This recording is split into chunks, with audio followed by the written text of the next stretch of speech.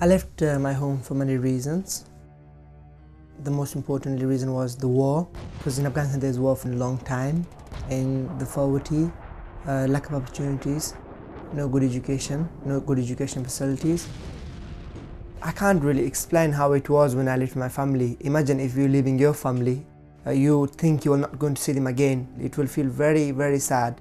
And I was only 12, very young, and not really understand why I was doing this. It was for my best interest to do it. I knew I wanted to make something of my life, and I had heard that in England there were good opportunities, especially in education, and it was very important to me. My family was very upset that I was leaving, but they knew it was for my best. There were too many dangers if I stayed. Also, my older brother had left before me, and I was looking forward to see him again. It took me 1 year to get to England. I traveled through many countries, about 10 countries, such as Iran, Turkey, Bulgaria, Greece, Italy, France, Germany, Belgium, and finally England. I travel in all sorts of transport. I use cars, lorries, bus, trains, airplanes, horse, coach, and by foot. Many times I felt so alone and scared.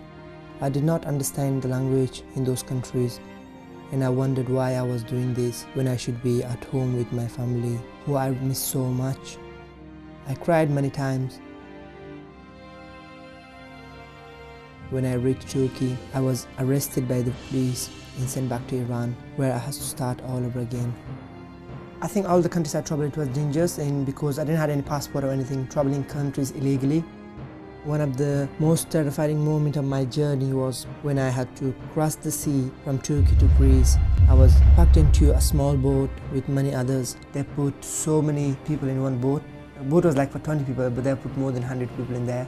And I had to travel more than like about 50 hours to get to Greece.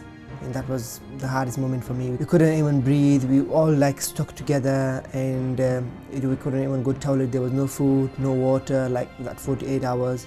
So as you can imagine, it was difficult. I thought many times I was going to die. I traveled in all kind of weather, under the burning sun, over freezing mountains, and through pouring rain. I carried very little clothes with me, so I was often cold and soaked wet. I felt hungry and thirsty many times, and the lack of food often made me ill.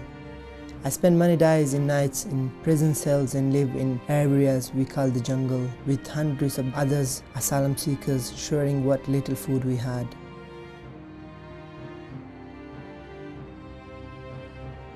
I saw bodies of people who had died along the way.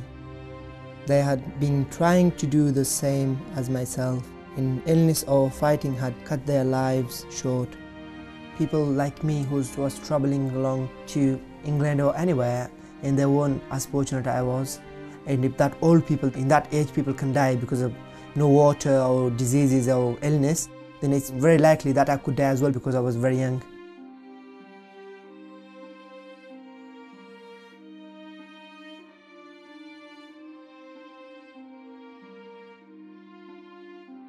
There were many difficulties when I arrived to the country in England. No language, I didn't speak any English, no friends, no contacts with families, very lonely, racism, no education for a few months, and then I lived independently for about 2 years in Kent. It was a difficult situation for me, really. Finally, I moved to Manchester to live near my brother. Then me and my brother, we both moved to Bolton, where we was living together. This is my first ever school in the country, starting point. I came to this school in 2008, and I spent 1 year at this school. And this school really helped me with my future, and it was a ladder to my secondary school in mainstream school to understand the English language in British culture, and that's where I started my new life in the country. When he first came here, he was very shocked, very withdrawn, very quiet, and very agitated a lot of the time. Some days he came in and he was tired, he'd had sleepless nights because he had many flashbacks of the bad things he'd seen at home in Afghanistan. He's often worried a lot about his mum and the brothers and sisters he's left behind. He was later placed in a hostel in Manchester, but he still managed to get himself to school every day on time, washing and ironing his own clothes and looking as smart as a new pin every day. He started our school council here, became the school captain. He's guided other younger pupils, he's interpreted for parents whilst he was here. He's gone on to join organisations like the Lads and Girls Club, Youth Opportunities Group. He's very keen on politics and would ideally love to be a politician. I'm hoping to see him one day as Prime Minister. He involves himself in everything he can. He's just so active. I don't know where he finds the time personally, but he's active in everything, and he promotes the plight of international new arrivals and how isolated they can be, and he wants to make them feel more at home, so that's why he gets more involved in really almost town politics in a way. So I hope everybody's grateful to him for doing that, really. Since I arrived in Bolton, I try to be fit in the community life by joining as many organisations as I can. I become member of Youth Council and become member of Action for Children Care Council, and the Youth Council team, which is Fostering Solution, and a charity which is Banaudis in Manchester. There's a big difference between Afghanistan and England in NHS services, health services. In here we have pre-prescription and free NHS treatment. In Afghanistan you don't have all this, you don't have optician, you don't have the dentist. And in here we don't realize how lucky we are, because in Afghanistan if you go to the doctor you have to spend so much money. In here everything is just free, and you just have the opportunity to go every 6 months and check up.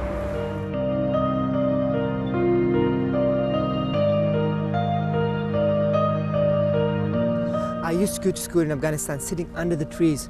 Didn't have a building, didn't have chairs, and the technology was sitting, outside in rain, in sunny day or whatever.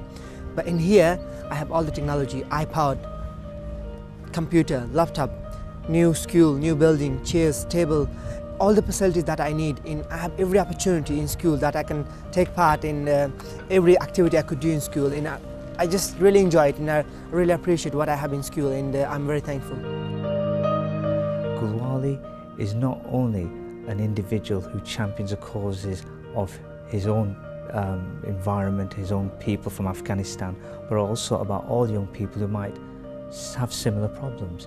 And as soon as we found that out, we actually took on board that part of his personality and very quickly gave him a responsibility of being an ambassador for all international newly arrival students in the academy. And that is the size of his commitment. So imagine young people coming to this country, imagine the traumas that they've faced, the journeys that they've had, and the fact that they want to make a brand new life of it. He will bridge that gap between their previous world and their current world. And that is what I found about him. So when I met Gulwali, obviously I thought there was a considerable potential there, but it went way beyond that when he started to demonstrate his compulsion in supporting the whole of the academy. Then it went even beyond that. His talents in terms of brokering and networking.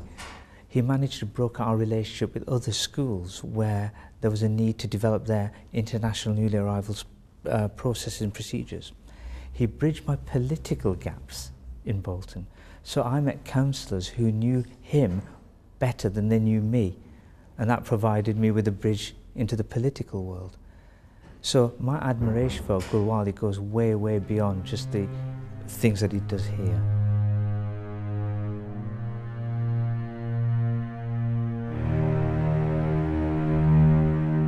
I'm very fortunate to be living in Bolton. I have made some good friends, and I met all different people from all around the world, and different people from different walk of life. And I really enjoy living here, and most importantly, I feel very safe.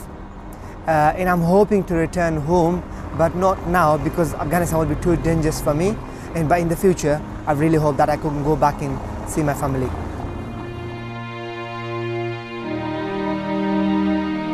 Even myself, I found Gulwali really inspirational, because from a lowly beginning, he's just really got hold of his life with both of his hands and made things happen for himself as well. He's not just relied on other adults to make things happen for him.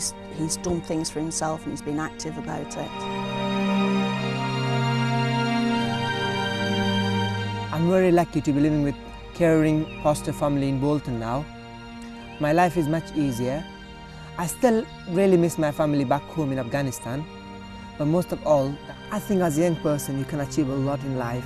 You don't have to be old enough, I don't have to be old to be successful in life, because I experienced it and I've been through many different countries on my own, leaving my family behind, but still I achieved so much and I'm really proud of myself. So now it's time for us to make a difference to our future and appreciate what you got, and if opportunities come to you, grab it, take the opportunity. And my journey has just started yet, and there's a lot more to do.